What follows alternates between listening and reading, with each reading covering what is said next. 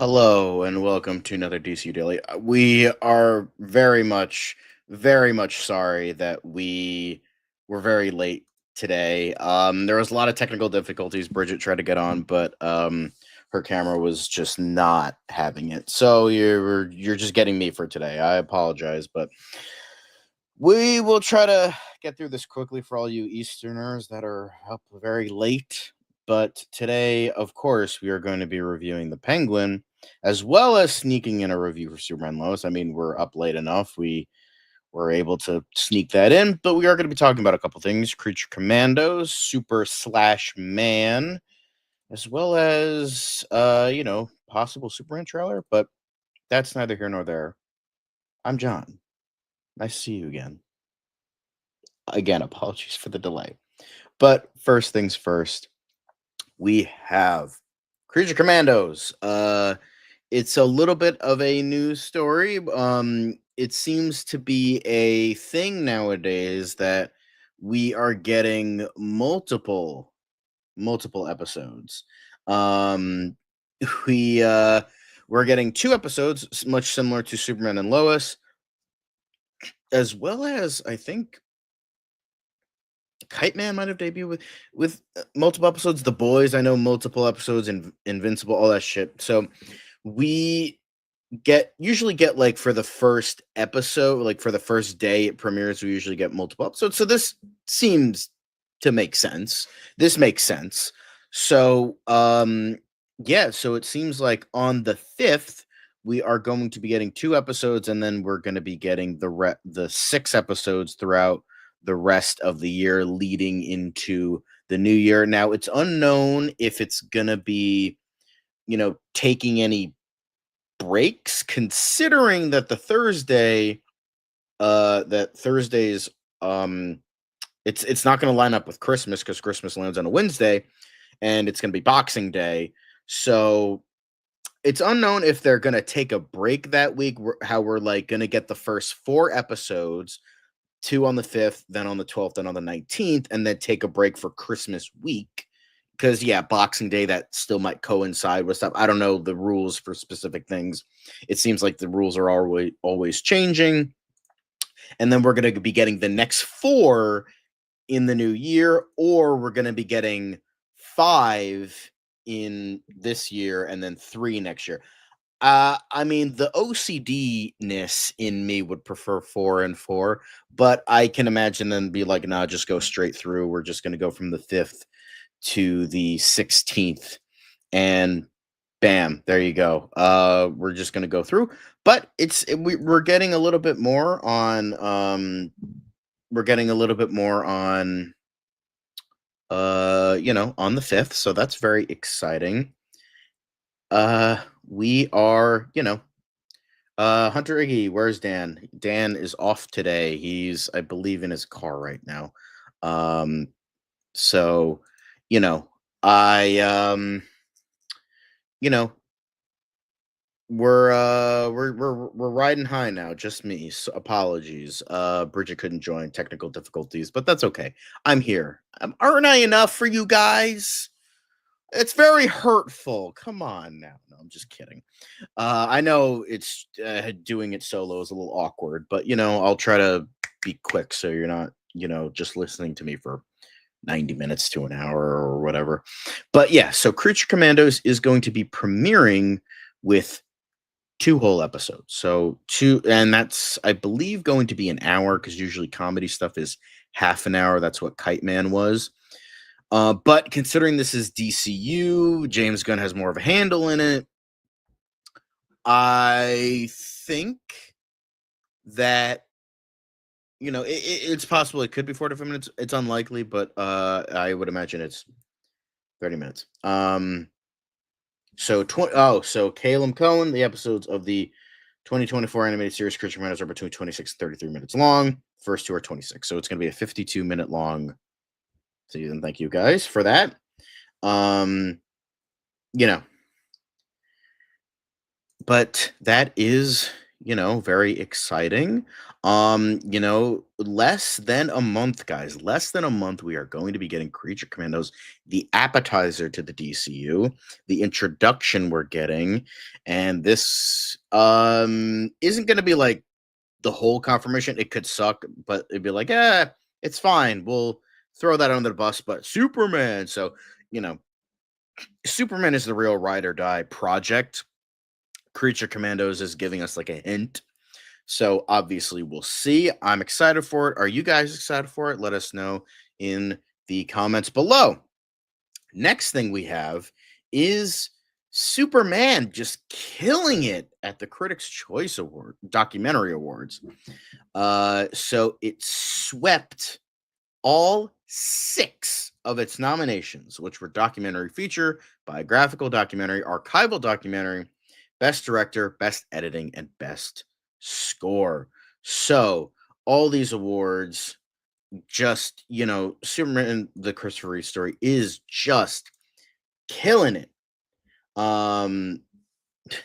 So as someone who has seen it, I saw it in theaters back before it was a nationwide, back when it was just a Fathom event, and me and my parents loved it.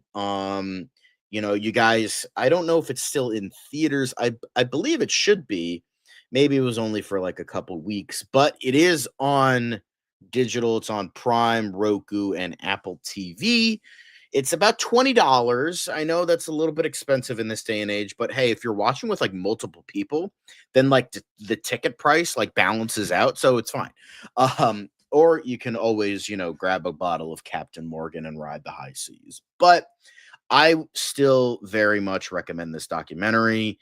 It is just excellent in every conceivable way of the word. I know it's a very like easy thing to be amazing. I know that might sound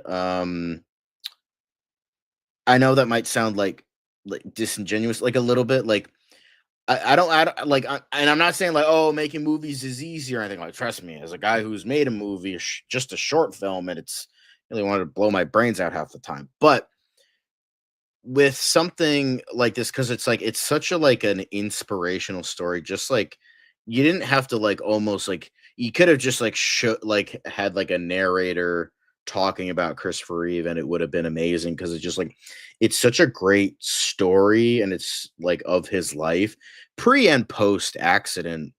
But the way it was handled, the way it, because sometimes with documentaries it like kind of fails on the editing part. Like I remember, um, I think the more creative, the better. Like, for instance, still a Michael J. Fox story was very good. Like how it like used like footage from his movies to like answer questions posed by the documentary, and like situations. I felt that was really good. Batman and Bill is another great example, more comic book related, with how it used like comic book art, and telling the story of the man who did not get enough credit. So I think Superman, the Christopher Reeve story, it deserves every accolade. It used to have 100% on Rotten Tomatoes, but unfortunately, 2 bozos gave it a rotten score for no reason, because people just love to hate on things. I wouldn't be surprised if they were Snyder cultists. But that, I mean, it's a very exciting time. I please, like, whatever you can, whenever you can, please go watch it. It's so make a DC fan film. I mean, I would love to, but I don't have the time nor the money. Maybe if Dan helps fund it, I'll try my best. Um, but as I've said many times, it deserves every accolade. Superman, the Christopher Reeve story, is excellent. If it's still in a theater, go watch it. If if you can only catch it on digital, go watch it. If you don't, you can only ride the high seas, go watch it. It's a story that should be showcased more, and it was showcased properly as the first real DC Studios, like the first thing that bear the DC Studios logo and like production side of things, even though it's not technically a DC Studios production. it's a good start. And then it continued on with the Penguin, but we'll get to that soon enough. But keeping on with the Superman news, James Gunn admitted that the Superman trailer is tucked away on his hard drive. Somebody was asking, because with all these trailers coming out, Mission Impossible, the Mission Impossible trailer, the Final Reckoning, instead of Dead Reckoning Part 2, we got a title change, just came out today. Of course, it looks great. Looks like a great end to the Mission Impossible franchise, if it is like actually the end, because there are movies like Friday the 13th Part 4, the final chapter, that says final, and it's not. But we'll see. But they were like, yo, we got Brave New World, we got Thunderbolts, we got, Peacemaker season 2 first look. We got a little bit of that. So they were like, yo, James Gunn, where's that Superman trailer? He's like, well, it's on my hard drive, but all three of those movies are coming out way before ours. So Brave New World is, I think, in February. Thunderbolts is in May. So it makes sense that these movies are gonna be, coming. These trailers are coming out before then. So with how people are fiending as the days go by, the more I believe that we're getting that trailer at CCXP, because I feel like people are just fiending for it. And I'm talking about not an announcement trailer, but like a full teaser trailer, like a minute to minute and a half long trailer. So, guys, he has it on his you know, his hard drive, and if people know where he is, and where he keeps it, guys, as the original post says, maybe who's up for a heist, fucking Mission Impossible style. Well, more like Fast and Furious, I guess. I don't know. No, I'm not playing the clip, Dan. But but it is very exciting. We're getting like some teases and whatnot about um about the Superman trailer, because a lot of people are like I'm glad. I'm glad that people are excited, because um you know uh because it shows that you know people are excited for this movie, because Superman is great. Now, somebody was asking about a first look, and I'll give it to you. I can't show the full trailer, but we do have like a little bit of, we got a little bit of John Cena, we get a little bit of Vigilante, we get our first like look at live action Rick Flag, and then a little bit of, Jennifer Holland as Amelia Harcourt, uh, as well as right there, they're talking about, oh, no, nothing is ever going to break us apart. How long do you think it'll take for them to break them apart? Anyway, so yeah, it's nothing crazy. It's literally 7 seconds long. You can find it on YouTube. Um, so yeah, there's the little cute first look for you. Um, uh, yeah, I'm taking over the channel. Where it's a mutiny. Uh, kidding, kidding, of course. But that's it for the news, guys. Now, now we're getting into the stuff that you guys really, really want to see. And I am, of course, very much, of course, talking about the Penguin.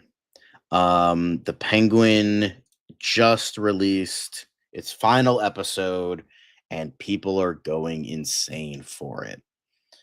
We had, a lot of great moments, a lot of startling moments. I mean, pretty much every one of these is like images that precede unfortunate events. This, and this. Like all of them precede unfortunate events. Uh, but the Penguin was a great, great, great episode. It like just like everything came to a head. Like there was a lot of obviously there was a lot of like right hand turns and twists and some more obvious stuff, but the big I think the biggest thing that I didn't expect with this was his mother, with how much she's like, I fucking hate you. I fucking hate you and for what you did. And it's just like then you have just like Oz just being like, what are you talking about? What are you talking about? What are you talking about? And he's just like he's just beside himself, and he's just like, I'm not gonna. But I will say the ending definitely teased a little bit more Oedipus vibes. Ugh, anyway, but that's beside the point with that. But yeah, everything was killer in this episode, no pun intended. But it was like it was one of those cases where it was like just like all the shit hits the fan for this character, but then like it always turns like it was such like a balancing act between this whole season. That's I think where part of the greatness comes from, like the tension and the suspense. Also, this is very much spoilers, so if you haven't seen the episode, feel free to, you know, sorry, I already spoiled something, but I thought that was pretty obvious. So, you know, um, Oz Cobb, my guy, he was making all these moves. He really like hit like I mentioned this before, but he definitely and this like truncated that how much he is like fucking Saul Goodman. He bad haircut and all.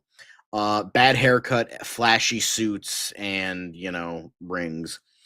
But he is just so fucking slimy. But the thing is, he was never really, unlike Saul, who was at one point Jimmy McGill, not the greatest guy, but still like had some morale, some heart. This guy never fucking had it. This guy was, um, you know, he just he really,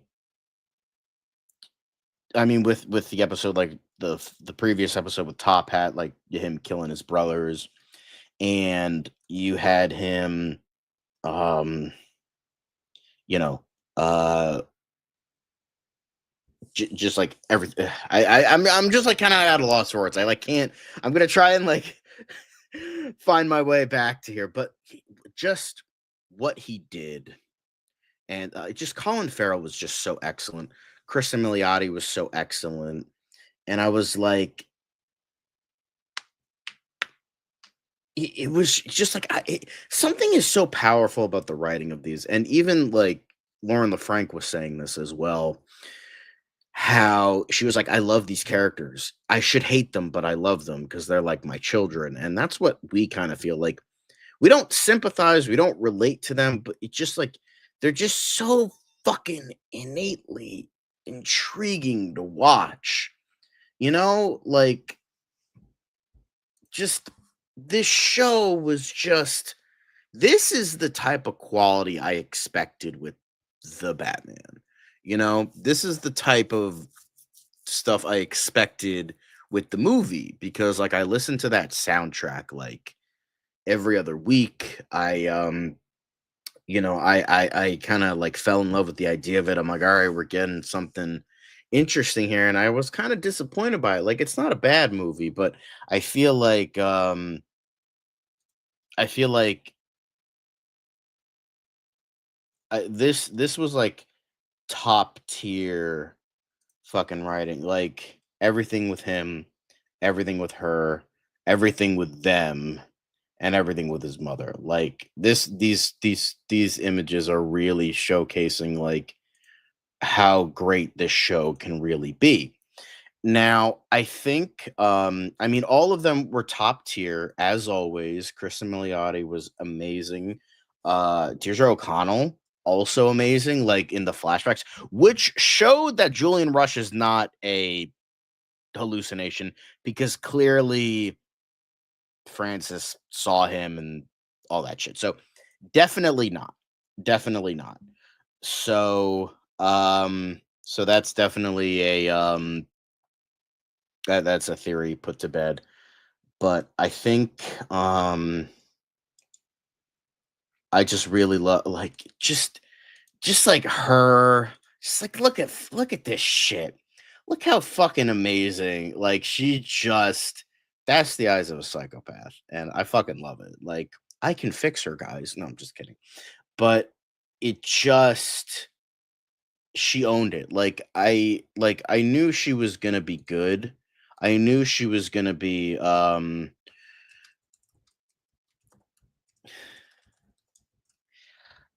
I didn't expect this good. Like because I don't want to sound mean like I don't have like a precursor for like the only thing I had was the mother from How I Met Your Mother. And like I haven't seen it yet, but I knew she was also in Wolf of Wall Street as like Leonardo DiCaprio's first wife.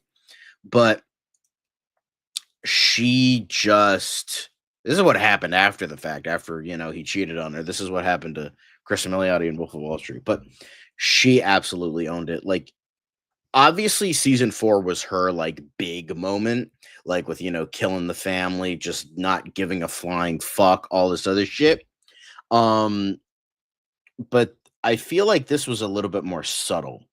This was a little bit more like there was like kind of a sympathetic nature, but it was also like she just couldn't fucking just let anything go. She had to fucking stick it to her father no matter what, even though he's buried 6 feet deep into the ground. She's like, I gotta fucking tell a big like fuck you. But you know, everyone's like talking about, um a lot of different things. Don't worry, we'll get to that moment soon enough. But I just want to I want to showcase everything before them. Um, you had I also really loved like Vic like standing it up to the mob bosses, but I forget the Asian guy's name. Link, that was his name. He's like, dude, shut the fuck up. And that like really showcased like you got to know your place. But then I love how like towards the end of the episode it really flipped. It's like we are our place and I'm sick of that. Fuck you. And I feel like that part definitely speaks to the people now.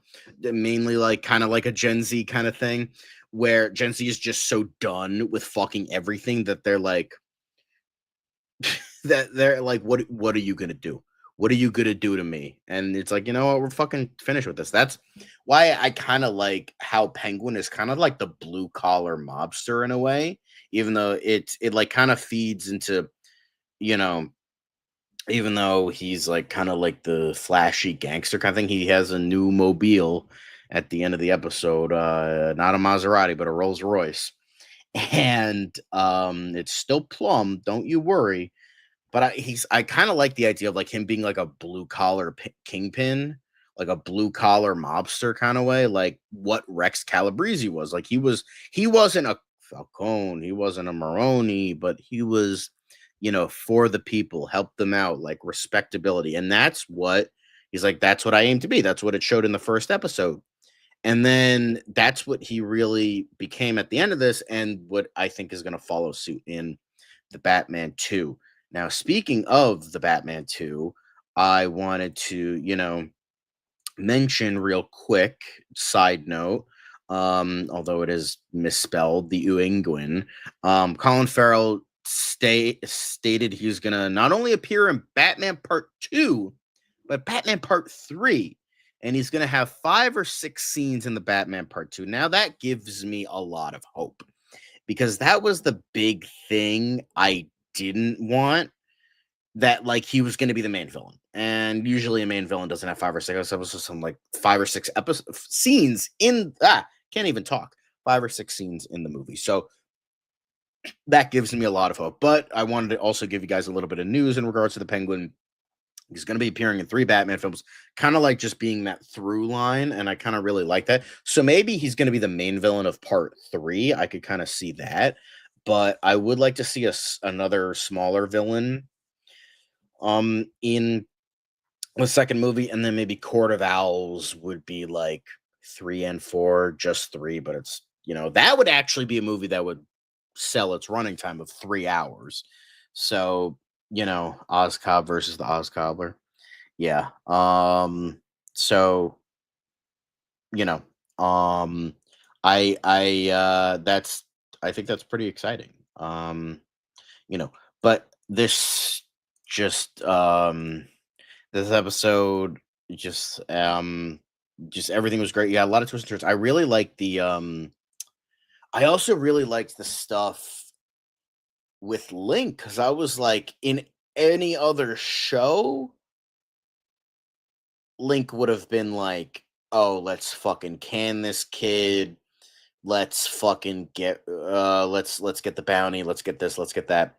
What I loved was that, like, obviously Penguin has his way with words, but I like how he was like, here's a bounty on his head.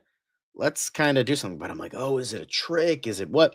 And then at the end, they were like, no, fuck you, Zhao, and bam, shoots him in the head. And then you have all the lesser people like getting a one up on all these gangs and like who's sick of like being standing idly by, all that shit. So, you know, I really like that as well. But that's not enough for you guys. I know what you really wanna really want to talk about, and that is, Renzi Feliz as, you know, Victor Aguilar. Because that was a whole thing. Now, I mean, come on, guys. Were you really expecting anything else outside of, you know, him dying? I understand. Like, I think I even said it at one point where, uh, you know, Penguin's probably gonna kill him because the Matt thing about Matt Reeves said he's like or Lauren LaFranc, I forget which one, but they're like there's gonna be a reminder that you're gonna see Penguin as the bad guy. Now I was like, now with how many twists and turns this show was going into, that I was like, oh, maybe not. But I was like, that's always in the back of my head. I'm like, I have a strong feeling that that's gonna be the case. So when that did happen, I was like, yeah, I can kind of see. Because here's the thing. I think what I was like, maybe I was like 75% sure it was gonna happen. Um, that he was gonna well, 100% sure that he was gonna fucking die. But then when he was like 75% sure that Penguin was gonna do it, and then when they reach this scene, it's like, oh, you're like family to me. I love you. You were always there for me. You were the right guy at the right time. I'm like, oh, just fucking end this already. And I'm like, just fucking kill him. And like, once they were like going on and on, I'm like, oh, this kid's fucking dead. And I'm like, just get it over with. And yeah, that's what. And it shows that, like, and everyone's kind of saying that's what Lauren LaFranc or Matt Reeves was saying. Like, Penguin's a bad guy. He's a bad guy. Of course, he's not. He's gonna fucking kill a teenager. So, you know, I felt that that was pretty obvious, but it is kind of, who could the kid who played Vic play in the DCU? Honestly, Vic, multiversal. Maybe he's, not Victor Aguilar, Victor Stone. Maybe I could see it. But he also, it's, goes from hero to villain, and because he was Alex Wilder on Runaways for Marvel on Hulu. But I mean, you couldn't help but love this kid. Like, Feliz did such a great job, and but the thing that was weird about me is like, family's a weakness. It's like, but you still have your comatose mom alive. Like, all right, with hypocrite much? Um, but I think, but yeah, I think, I really liked the overall this season. Like, it was like, yeah, Victor Aguilar was definitely gonna die. And overall, this was just an enrapturing, amazing, you know, um, season of television, because Colin Farrell, I believe he mentioned that he definitely wants to, do a season 2, because he was kind of like almost back and forth a little bit. You know, he was like, "Oh, I gotta wear a lot of makeup, gotta do this, gotta do that." But he finally said, "Of course, I would love to do it." So that's definitely really awesome. So it seems like Colin Farrell's on board for a season 2, if that is the case. So, congrats to everyone involved. We had the a very poetic end with, like, she got everything she wanted, but she stuck with a son who's a fucking psychopath or a sociopath.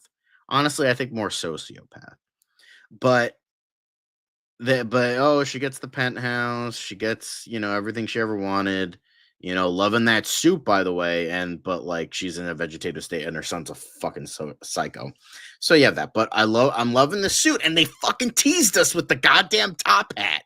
I'm like, oh, is he gonna fucking wear? No, he didn't fucking wear it, and I'm still kind of pissed. That was like, I would say that's the only thing that, hey Ron, the only thing that I didn't like about the episode. Like, I wanted to see him in the top hat. Like, I understand, I know they can't like do that, but but goddamn, did I want to fucking see it so badly. But this definitely, introduced a lot of stuff. I think I was going through last episode's comments, and the Watcher, I think you're watching right now. I Need Sophia Meeting Catwoman. That ending scene. When I was watching that, I immediately thought of the Watcher is going to be and a lot of other people who were, calling it, they're going to be very happy men. So I don't know if we're going to get something official, but I am kind of glad that Sophia's alive, because Kristen Milioti is an actress that gave a lot of respect to this role, gave a lot of respect to the Batman universe, gave a lot of respect for the fans who wanted to see her. So that's when you have that respect, that loyalty,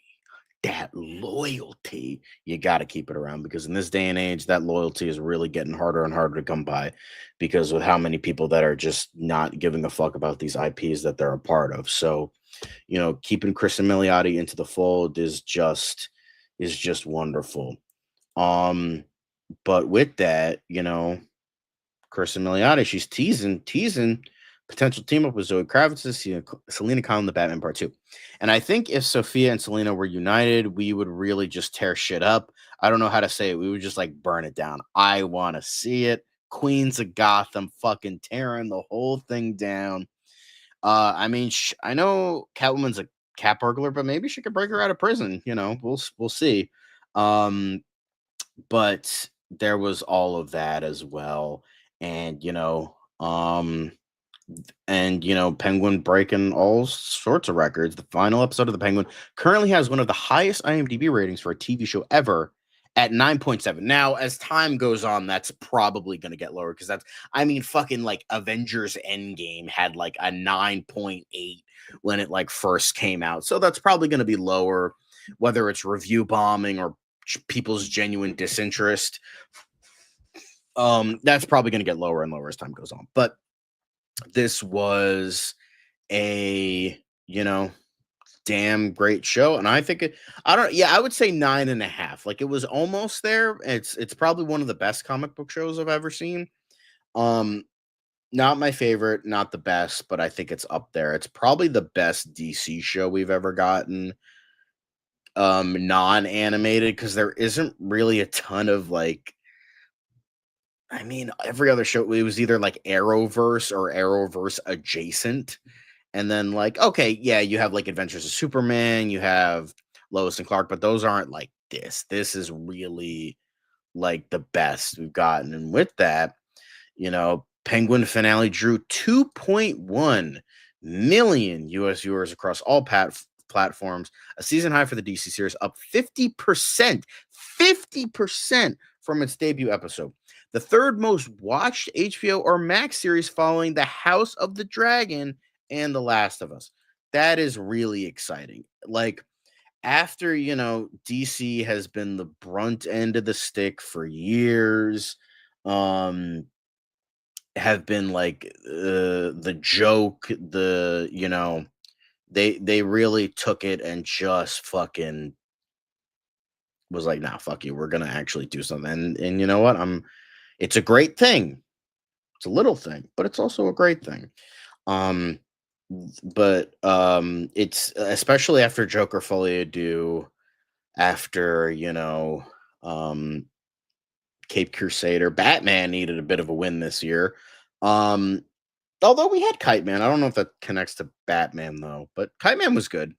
Unfortunately, it's kind of gonna go downhill a little bit with the Harley Quinn show that's coming out at some point this month. So that's a shame. But we do have Creature Commandos to look forward to.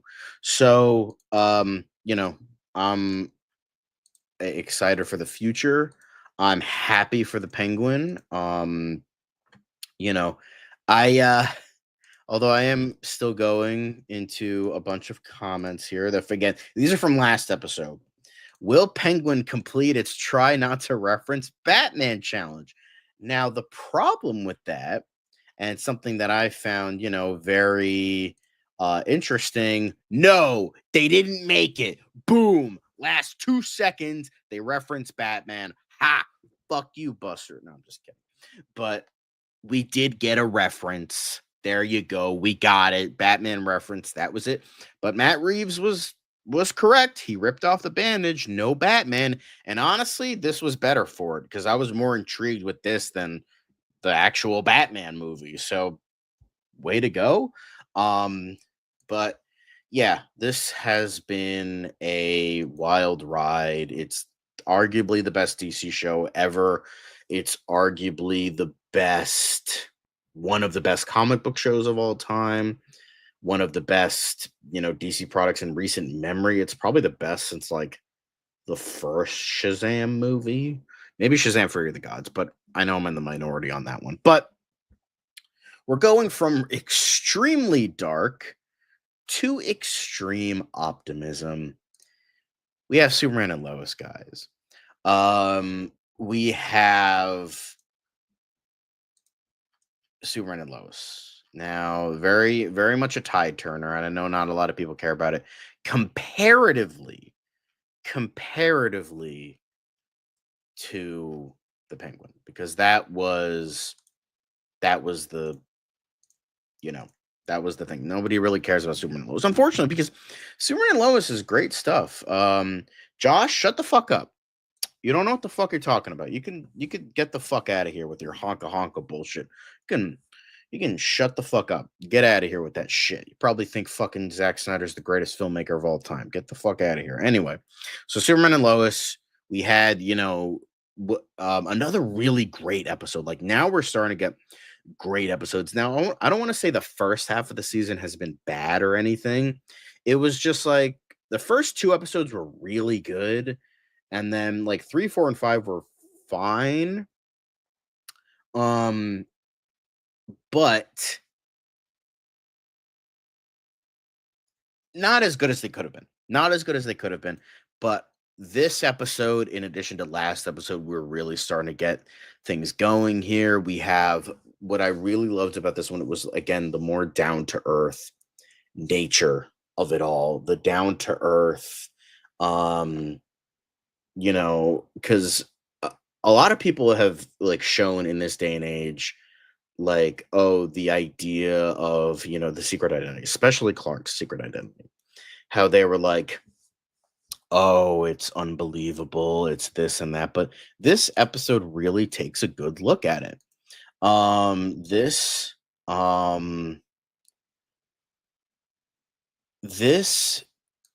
oh God, this was like, honestly, I would say this might be the best episode of the season so far. And that's saying something. The first 2 episodes were really good, but this was like that really like look into like the machinations of Clark's mind and how they really like showcase the idea of like a secret identity, how that like affects the ripple effects. Because a lot of people make fun of secret identities. I mean, Marvel pretty much did away with them for the MCU, all based on an ad lib from Robert Downey Jr. But secret identities are an intriguing thing, and I like the idea of a secret identity because a lot of people are like, "What's the point?" At least with like friends, why not tell your friends and family? Because people are like, because then superheroes go, well, if they knew who I was, then they'll get like more than likely to be kidnapped. It's like, oh, but well, villains are going to kidnap. If they figure out who you are, they're going to get kidnapped anyway. Might as well tell them so they know what to expect. But this really shows, I like the idea of the small town gossip, and I really loved the like showcases of the small town, how like that differs from Metropolis, and they showcase, okay, how the fuck did you not like be known for this song? He's like, well, Metropolis is a big city, the nobody really cares. And they even like had the tongue-in-cheek thing towards the end, and I'll get to that later. I was like, yeah, simple pair of glasses can do a lot. I really liked that, because again, at the same idea, it's like on if we're looking at it from a realistic tone of like, Superman, having secret identity, the, th- the thing about it is like people won't recognize if you wear schlubby clothes, people won't recognize you because they don't expect that. First off, they don't expect Superman to have an alter ego because he's Superman. Why the fuck he can just be, running around the city doing good all the time? And it's like, why the fuck would he want to like be mild mannered reporter Clark Kent, not knowing that Superman is the mask? Clark Kent is who I am. Superman is what I do. Bam. There you go. So you have that aspect, but then at the same time, it's like, first of all, Superman doesn't really do a lot of like one on one with people. He's usually there for a second and then gets the hell out of there.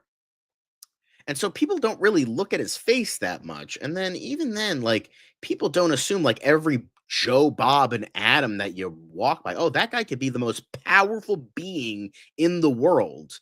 No one's gonna look about that because it's a city like Metropolis, New York, Gotham, whatever it is. They're gonna fucking boom, hit your elbow, not gonna walk by you. People have shit to do. Like, I need to get out of here. I need to go to this. I need to go to that. It's like people wustling and bustling. Like nobody's gonna fucking care about some guy. It's like, oh, is he Superman? Like, obviously, like the people he knows that like know him, like, okay, sure, like maybe, but like the random Joe, come on, that's neither here nor there. But um with all of this, it's like there's that as well. So so if we're looking at it from like a realistic point of view, and people reference like when Superman was being filmed and Roger Moore was near the set because it was the 007 soundstage in London where it was being filmed. And like he would notice, like if he would go into like the cafeteria or like is on the street and he's in his Superman outfit, people were rushing towards him. They're like, "Oh my god, yeah, look, oh, you look so great, taking pictures, signing autographs, shaking babies, signing hands." That's all it is. But then when he came in with his Clark Kent garb, nobody cared. Like obviously you can tell, like it's the same guy, but nobody cared because he's Clark Kent. And then you also have the idea of, Henry Cavill being underneath the poster of his face in Times Square and not getting recognized, wearing a Superman shirt. Come on. And then even though not Superman, you also have the story of like Tom Holland going undercover at a high school and literally telling them someone to their face, "Oh yeah, I'm actually Spider-Man." And they're like, "I don't believe you." Like people are just not going to believe that. I know I went on a bit of a side rant, but I like how this kind of really showcases that and how um the as it says down below, dealing with the perils of a secret identity, like where that came from and how like he has this mindset of like I need to stay secret, keep it safe because it's like it's that mindset that like sometimes, and we're not saying the Kents are bad, not at all, but it's like when you drill in that thing like in your head for so long, it's like you can't think of anything else. He's like, I gotta stay secret, gotta stay safe, because if like they catch me, I'm gonna be poked and prodded with. So the Kents are like, you gotta keep it, so you gotta be hard on him because one, it's the old school way of thinking, not in a bad way, but it's like you're an alien. We don't want to like have we love you, we care about you. We don't want the government to take you away and fucking try to dissect you. I mean, look what happened in Flashpoint. They kept in a Redson lair and he was all skinny and shit. So what I loved about this episode, um, I really liked this it showed like that grounded aspect. I really liked um how like it showed the ins and outs of like this town. It was like a lot of tongue in cheek stuff, like a lot of stuff played for comedy, but it also showcased like kind of the darker side of like a secret identity and keeping it safe, like pushing people away, not being able to form friendships, letting like him being alone. Like that's there. It's also kind of brings in like the dad energy of like I gotta focus on my job, I gotta focus on this, and not being able to like really be free. And so it was all like built up, and we do have this really like weirdly beautiful moment at the end of the episode, which is this is the precursor to it.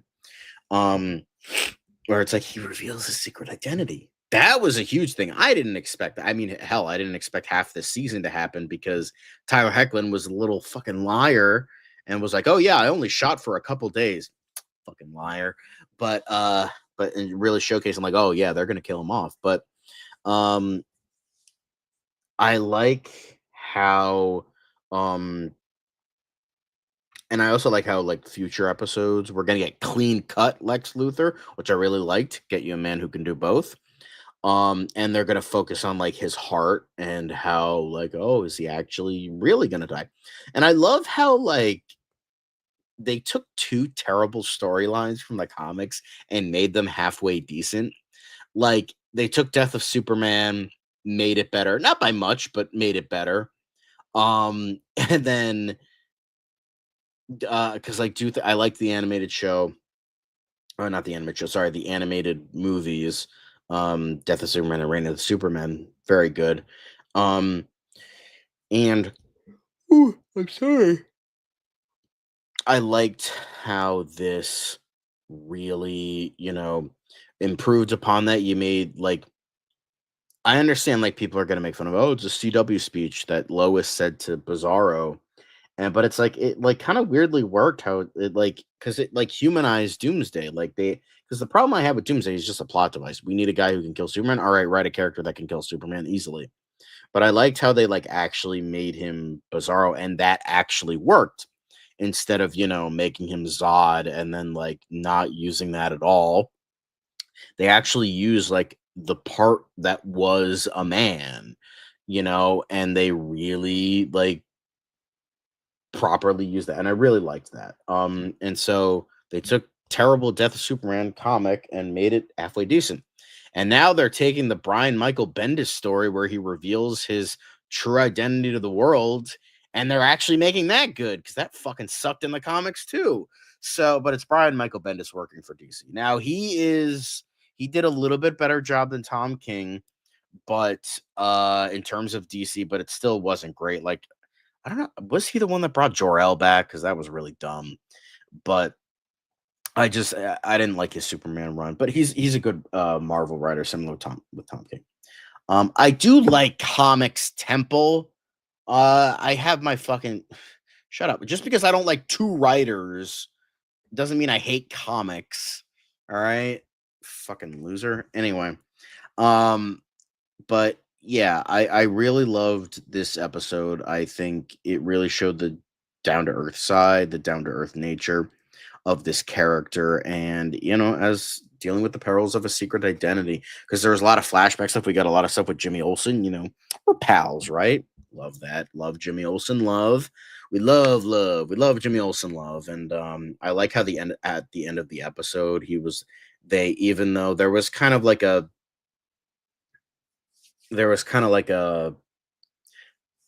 little bit of, I wouldn't say a falling out between them, but there was a little bit of a skirmish, but like at the end of the episode, we were like, because Janet Olsen, apparently his sister, I don't know if she was comic accurate, um, but she was like, "What else can I do for you?" She's like, "Well, you can do one thing." And then we got Jimmy Olsen back, and they just greet each other like old friends. It's like, oh, I love to see that. Like Jimmy Olsen being the man, being the myth, the legend behind Superman. I really enjoyed that as well. I like the guy who played him. He kind of looked like Alex Garfin a little bit, the guy who plays Jordan. So I'm like, Lois, who'd you really sleep with? No, I'm just kidding. But but Garth Ennis is king. Garth Ennis can be good. It's just his hatred of superheroes kind of gets the best of him in regards to comics. But Garth Ennis is still really good. But I mean, his Hitman run was excellent. I've read a little bit of that. That's really good. I recommend Hitman if you can find not the video game series, but Hitman. Tommy Monahan. Read it. But yeah, this was overall a really great episode. A lot of, we're not no Lex Luthor. I kind of liked that, kind of giving us a quieter episode. And I didn't even mind the subplot with, you know, Cushing and Beppo, like them trying to find house. I'm like, it's cute. Again, what I liked about this show was like showcasing like all the sides of Smallville, and that showed like that side, and I really liked that. And I liked how the ending, I don't know if it was a reference, because I've heard that the George Reeves incident where a kid came up to him and like was gonna shoot him with a real gun at like a live show of like the show where they like do all these sorts of things to make it look like he's really doing these things, but he's not. It was showcased in Hollywoodland where Ben Affleck played George Reeves, who played Superman. Um, I don't, because I've heard that that's like a myth. I've heard it's real, so I don't know if it is or not. But I like how they reference that here towards the end, like the thing that showcases his secret identity was, Candace's father pulling a gun on him, and him like revealing everything, like he's like looking at Lois, looking at the people around him, and he's just like, I gotta do it, because he's like, that's the Superman in him. He's like, I can't. How far was he willing to go to put the stress on his family, putting stress on the people around him, making good people feel like idiots and all that shit? Because like, how far can I go with that? And it's like, how far am I willing to go let maybe people die? Because he could have like moved out of the way, but Sarah was right behind him.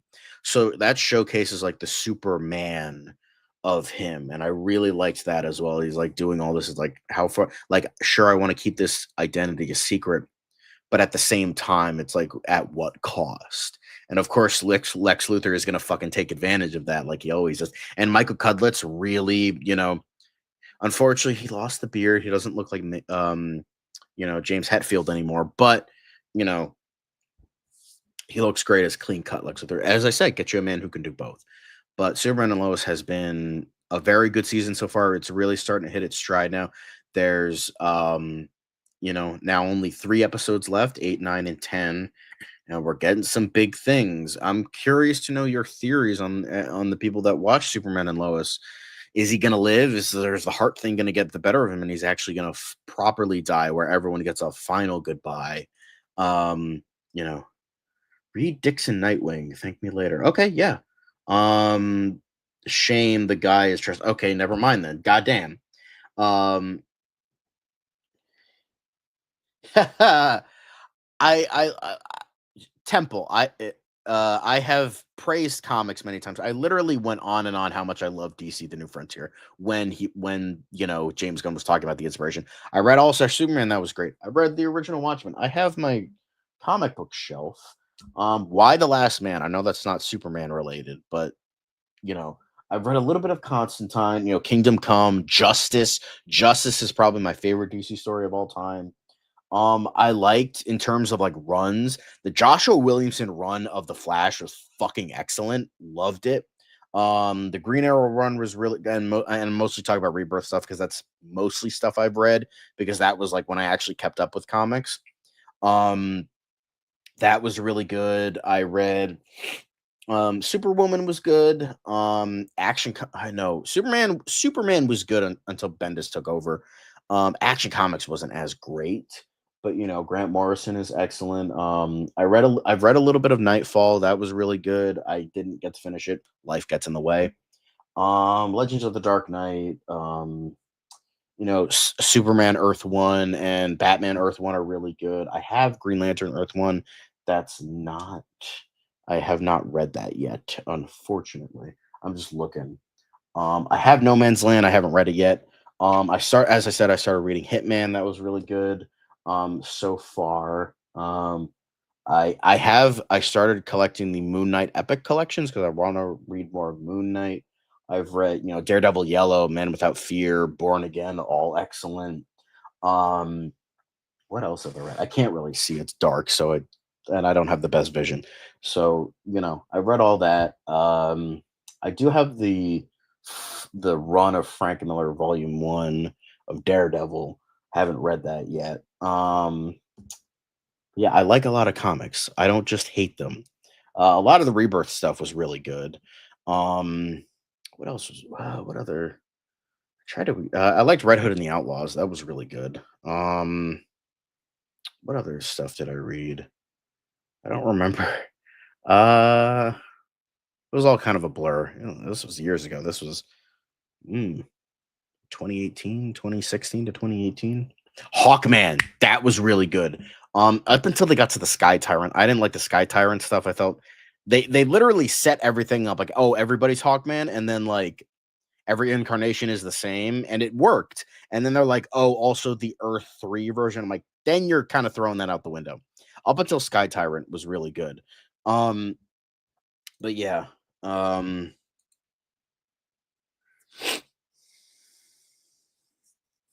Ooh, hi Lenny. Um Thanks, Temple. Um So Lenny has finally joined the chat. Hi, Lenny. Oh yeah, I mean Kingdom Come is amazing. Penguin killed me. I hope in a good way. Epic. I really hope Court of Owls is in part 2. I wouldn't say Court of Owls just yet. I think they're gonna go with something smaller first, and then but have a lot of references to Court of Owls. They've been setting. I think that we might get like someone like Hush. I know Hush is lame, but I think that's the case. But I would love to. I mean, it seems like we're getting like a spinoff with Catwoman and Sophia. That would be amazing. Um, but we get a Catwoman TV series before part 2, and in that series, Bruce is introduced to Dick Grayson. He's ready for part 2 or 3. I would love to see that. You know, the wild comic characters like Mr. Bloom and Ten Eye Man. Yeah, bro, my buddy's favorite comic book character of all time is Snowflame. I don't know if it's his favorite of all time, but at least it's up there. I think it's his favorite. I think he's DC, right? Yeah, he's DC. I think that's his favorite DC character. I think might be his favorite character of all time. I would love to have Dick Grayson, because I know Robin Year One, I think, takes place in the Long Halloween continuity, this is heavily inspired by. I mean, you had like a lot of Dark Victory references. I have not read Long Halloween. I need to read that. My buddy got me Crisis on Infinite Earths as well, as I need to read that. But yeah, I do have some comments before we end, but I do want to, talk a little bit more comments with you guys. But um, you know, we did briefly talked about this. Halo BB6151 teaser on HBO of Peacemaker 2 in the lineup for 2015. Very small snippets, but your thoughts would be nice. I did mention my thoughts. It looks interesting. I mean, it's only 8 seconds, but I was literally, Dan sent it to me, and I joked like, nothing is gonna break us apart. I'm like, How long do you think it'll be before it fucking breaks apart? I mean, when you say stuff like that, it just goes wrong immediately. It's like saying "I'll be back" in a horror movie, or "I'll be right back." I'll be right back. Anyway, but yeah, looks good. Like I didn't love Peacemaker the first season. It was fine. Like the best part of it was Robert Patrick as like super duper racist man. But like the Robert Patrick is usually the best part of anything. Although I did like Vigilante, even though totally comic inaccurate. That kind of bugged me. But Freddie Stroma just fucking owned that character, and it was. I just wish they made the original character rather than just kind of raking Adrian Chase into through the mud a little bit. But it's still great. But Peacemaker season 2 is looking good. It looks good. Like it's only 8 seconds, so then Jose ZE8XZ. I definitely want another version of the Riddler in Gunn's DCU. I would honestly love for Johnny Depp. I think he means Johnny Depp to be cast. No, it's Chase Crawford. He's now going by the name Johnny Depp. No, just kidding. But I would love to honestly Johnny Depp as the Riddler would be interesting. I think he could play a good Joker as well. But the thing is with Johnny Depp, he might be too famous. Um, so I would like to, um, Matthew Gray Gubler is still my choice for the Riddler. Would love to see him as the Riddler. I mean, he voiced him in Assault on Arkham, so he has some precedent there. So yeah, make Matthew Gray Gubler the goddamn Riddler, James Gunn. Come on now. Although ironically, Dan not being here. Dan, it's good to have you back. The guy that looks like Kratos did a good job holding the fort. Boy.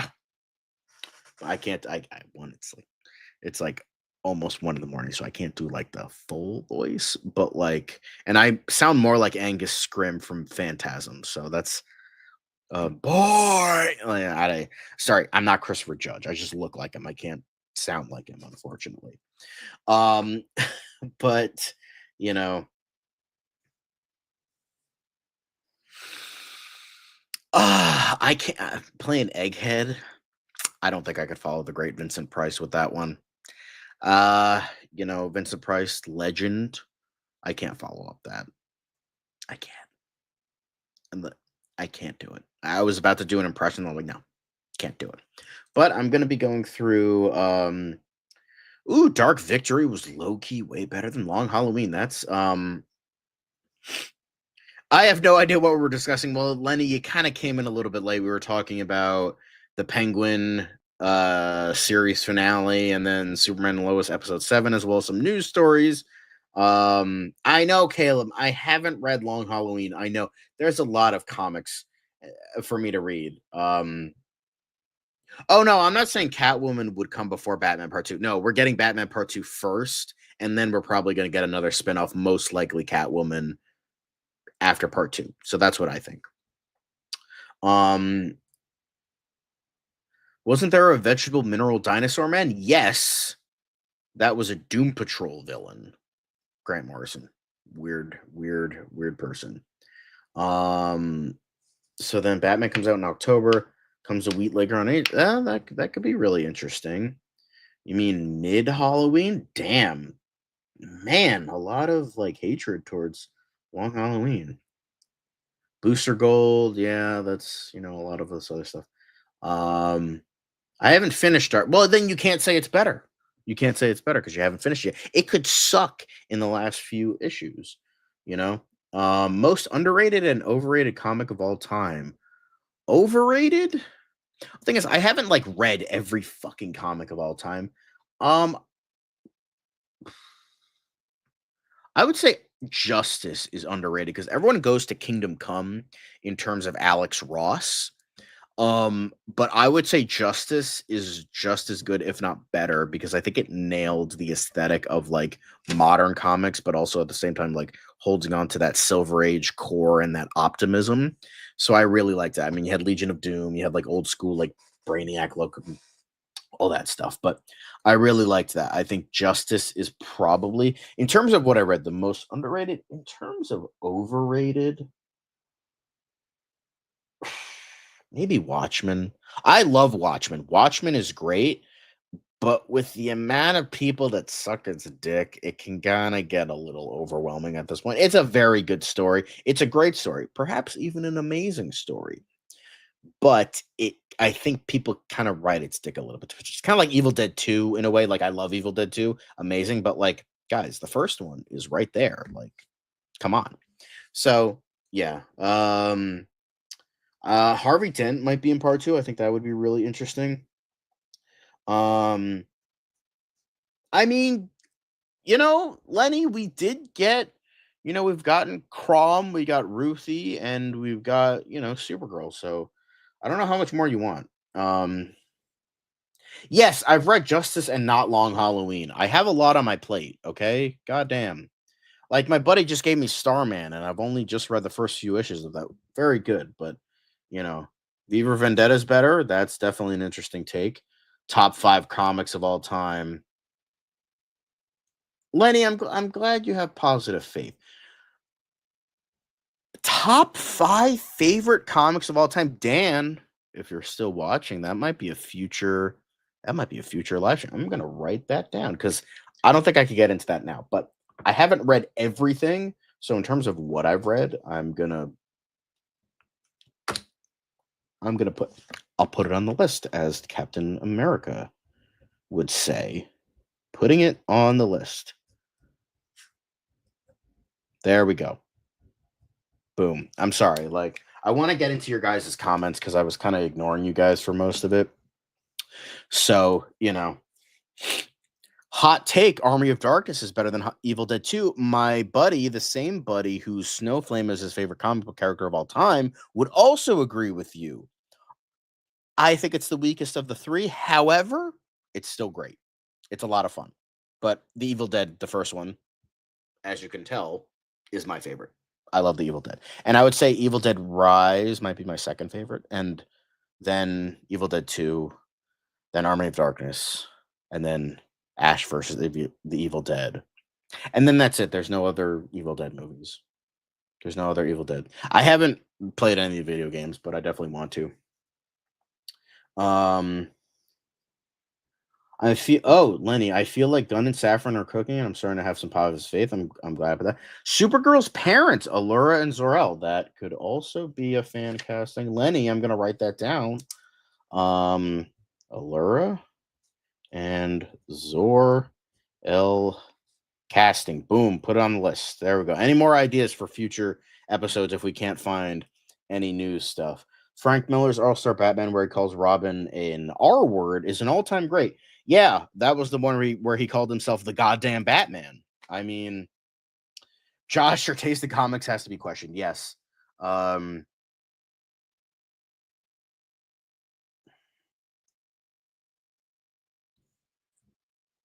John, I'm being serious. Go to your comic store. They have Exodus, best indie comic right now. I think I've heard of that. Exodus comic. Yeah. Hang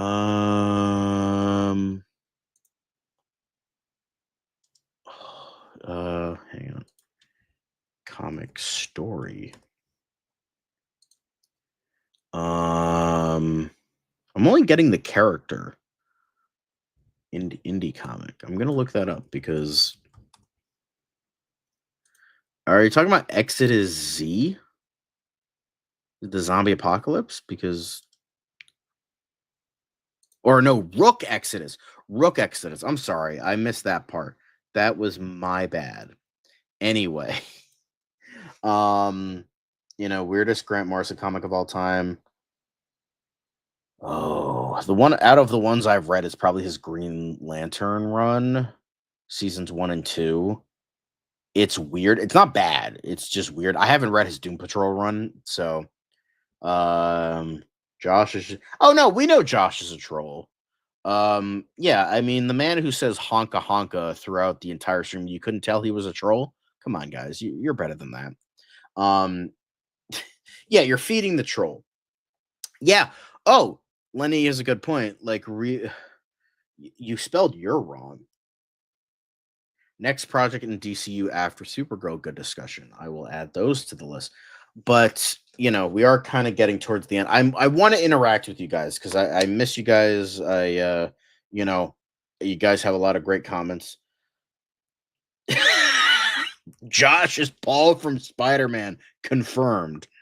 Storyline for Batman Part 2. And then as well as after Supergirl movie. Question mark. Okay. Of all the yes, the Discord server. Now, the thing is, I don't know if Dan has Discord, so I'm gonna ask if I can be the one to make that. I don't want to be a mod. We would have to hire mods and all that stuff. So, because there's a whole thing with like Discord is like we have. I mean, Dan is like the main guy, so I don't know if he wants me to make it or if he wants to make it or what. So you have that, but then we have to like get people to be mods, and we got to like find some like really trustworthy people. So there's that as well. I mean, obviously the people here might be mods, but like they're not around all the time, so we would want to find people that are like, so we might have to get into that as well. So, oh yeah, no, Dan is okay. And have I scared Fiona and Dan of my weird infatuation? No, you guys are good. They still love they get a kick out of you, Lenny. Don't worry. Lenny being a mom would be terrifying, but also exciting. Um, okay, yeah. Dan is okay. He's just, yeah. There's a weird vibe in here. But Dan is okay. Don't worry. But before this gets out of hand too much, because it's almost 1 in the morning here. Let's say a thank you for watching. But yes, thanks for watching, guys. This has been a very awkward and weird sort of live stream, but we did talk about the Penguin, how amazing that was. We talked about like there's another person here, except for the people in my head. Um, talked about the Penguin, talked about Superman as well as Creature Commandos, Superman, the Christopher Reeve story, and the Superman trailer. So if you missed any of that, go back, rewind. Once this is all done, go back and rewatch. But please leave a like. Somebody liked before we started. I appreciate you. We appreciate your likes, guys. 3 people have liked it. So, bye bye. Y'all need to make a 24-hour stream once. We will try. But yes, please like, please comment. Maybe your comments will be featured on the next episode. Subscribe. It's free until take advantage of it before YouTube is like, wait, we can make people pay for this, and then make people pay for it. So subscribe. And so when we go live, again, I apologize for the delay, but still hit the notification bell. But that is all for you today. I don't know. I'm not sure what we're doing tomorrow. Tomorrow, whatever news pops up, we will talk about it. If not, then we can get into some of the ideas that you guys had during this episode. Thank you all for watching. Have a good night.